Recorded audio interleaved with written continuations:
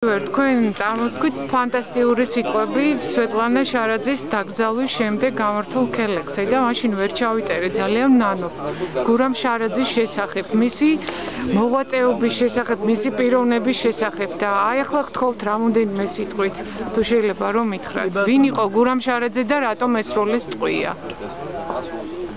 მის აფლავთან მდგავართ ახლა და იმას ვიტყვი, რაც ძალიან მარტივია.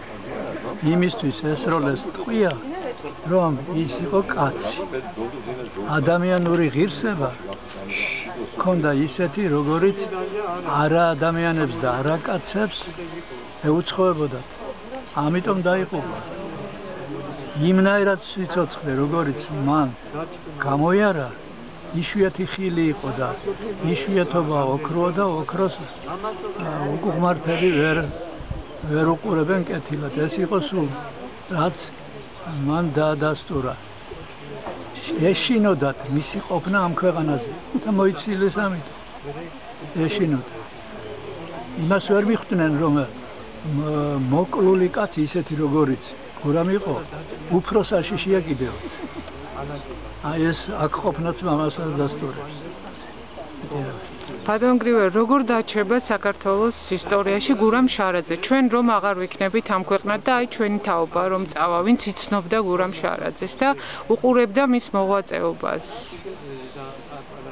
და რას მეკითხებით? როგორ დარჩება საქართველოს ისტორიაში გურამ შარაძე? მაგას ვერ ვიწინასწარ მეტყველებ, როგორ დარჩება, მაგრამ არის ერთი სამყარო, სადაც ყველაფერი იწერება. ეს არის უფალი. იმის წინაშე თავარია არ გავტყუნდეთ. ხო და ამისთვის უნდა გაისარჯოს კაცი. ჩვენი სიცოცხლის უკანასკნელი დღე არის ჩვენი თავისუფლების პირველი დღე. ასეთი იყო გურამი და ჩვენ შევხვდებით ერთ დღეს ყველანი 100 წლის მერე. დიდი მადლობა. თქვენ და მე. დიდი მადლობა. დღეს არის 2015 წლის 20 მაისი. და მაშინ დაადასტურებთ რომ სწორი იყო. კაი, ნამეტარი ბევრი ველაპარაკი. დიდი მადლობა.